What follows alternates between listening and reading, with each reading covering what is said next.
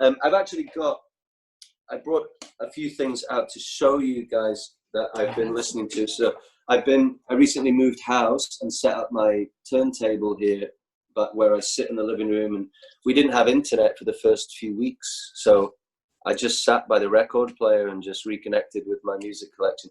So I'll just share a few of these great records that I found. Let me get this so you can see it. So this is the Crying Sam Collins, the Git Fiddle of Crying Sam Collins.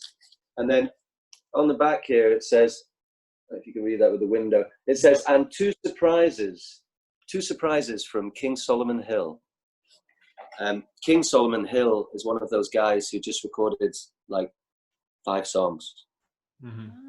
Disappeared.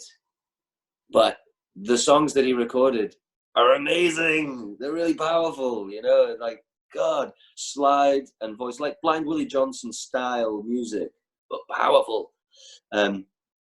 Rumor has it that he traveled with Blind Lemon Jefferson.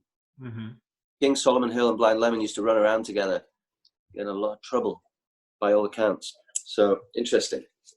This is one of the best records I got recently. I got it at Vinyl Villains, Top of Leith Walk, Kokomo Arnold. This is what started me on my recent craze of Kokomo obsession. The songs on here, there's a track called The 12s, also known as The Dirty Dozens. It's an absolute firecracker of a tune.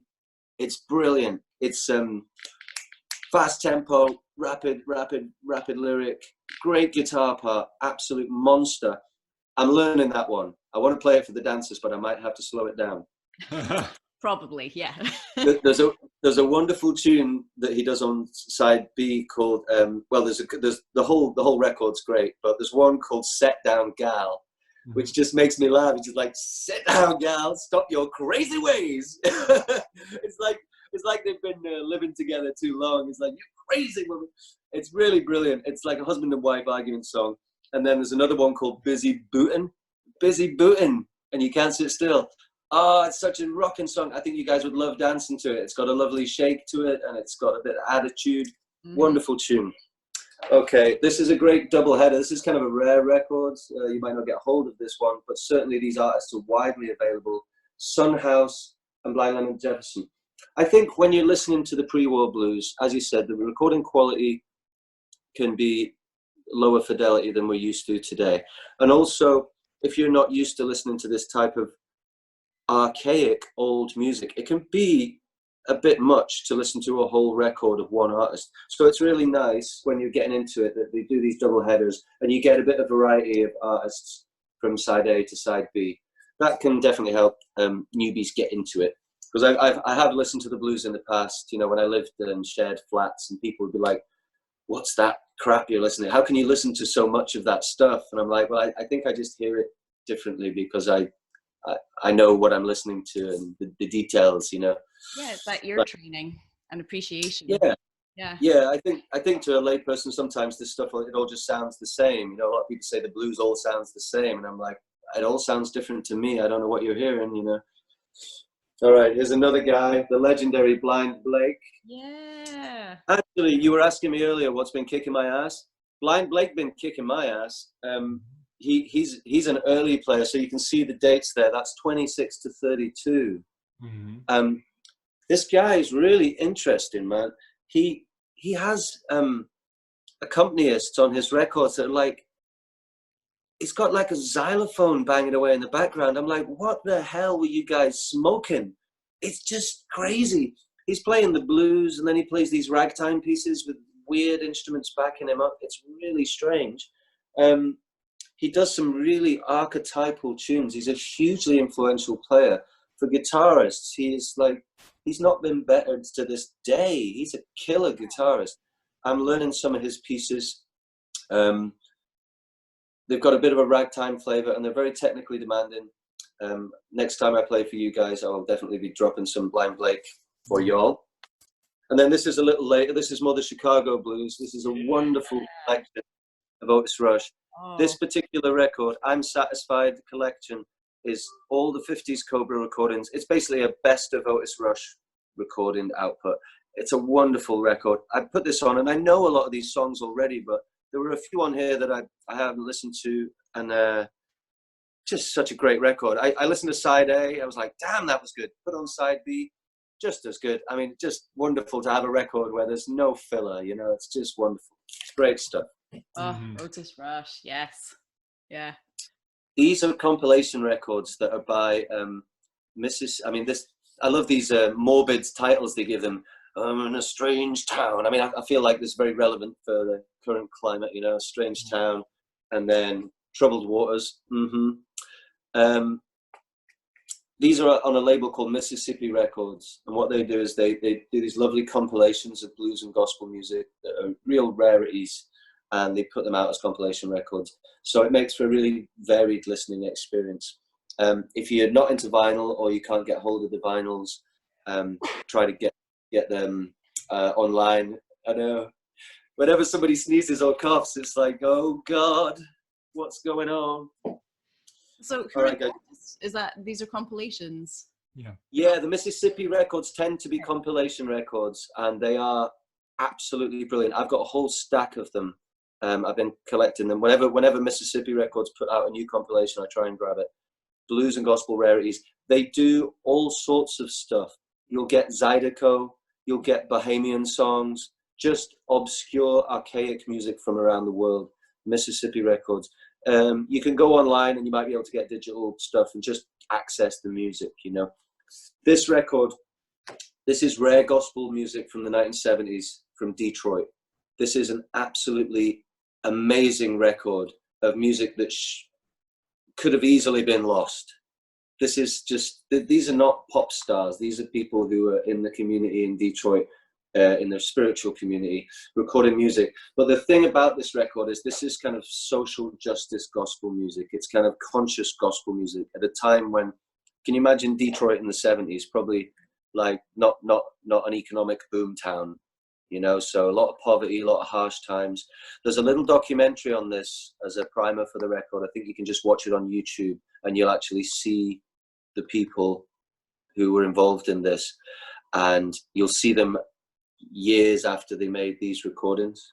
So you get to see them coming together as older people and sharing in the music they made. It's very emotional, very heartwarming, but it's just a great record. If you can get hold of this and you like your vinyl, this is a must-have. Absolutely love this record. Okay, and finally, just a bit of fun.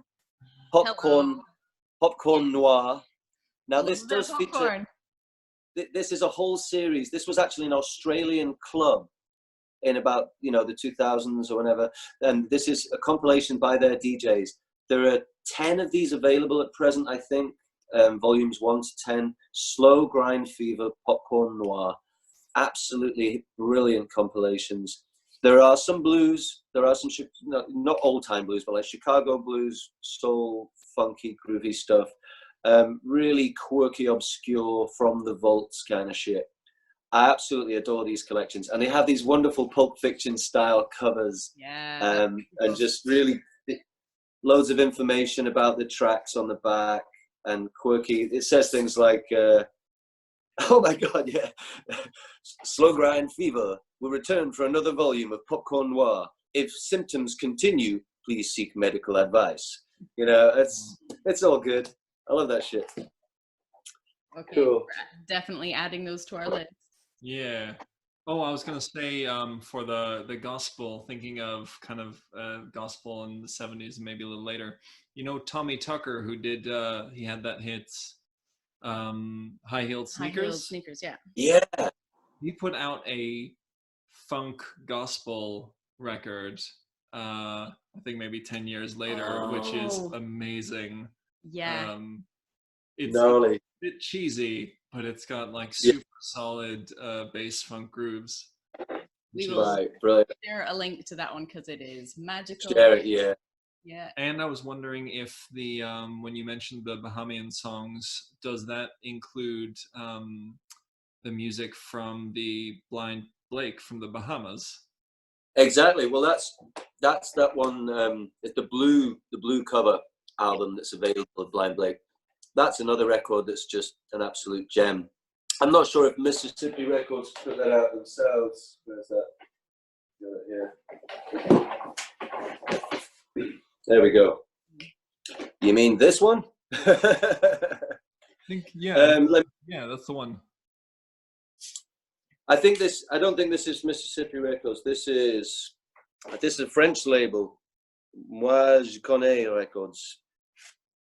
Well, I don't know if they are a French label. They have a French name anyway. Mm-hmm. But yes. I haven't got any more of these recordings by this artist, and this is a different Blind Blake to the Blind Blake I mentioned. You know, and at first I was like, how did this guy? He went to the Bahamas and they recorded together. Yeah, at first I thought he must. I mean, they can't have the same name. It must be the same guy. No, it's not. There is some great calypso music out there that I've been getting into recently. The late great Bob Brosman, he was very into calypso music as well as the Delta blues that he played.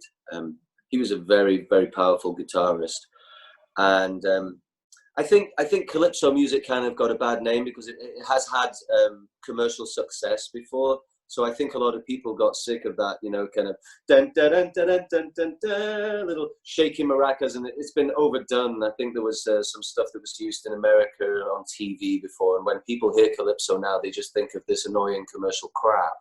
Yeah. But the original calypso music is as quirky and interesting as any blues you'll find, and of course, it's music that is social commentary. The whole purpose of it is that it is improvisatory and social commentary. And it's very powerful music that deals with the issues of the day for the people. So seeking out true calypso music is something that I'm just getting into. And it seems to me like there are a handful of archetypal song forms that they use as vehicles to get their messages across. So I'm looking into learning some of those song forms and maybe using it as a vehicle for some modern social commentary. If we can use the form, you know, and breathe some new life into it, make the songs have relevance to our world today, then that's something that would be interesting to try to do.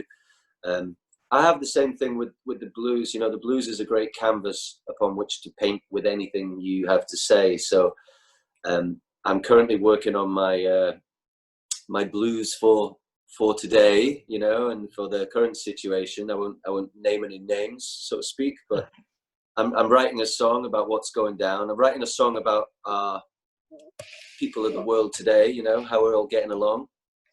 Song for the people. So I shall be fine tuning that over the next little while, and I'll post it up for you all to have a laugh at. So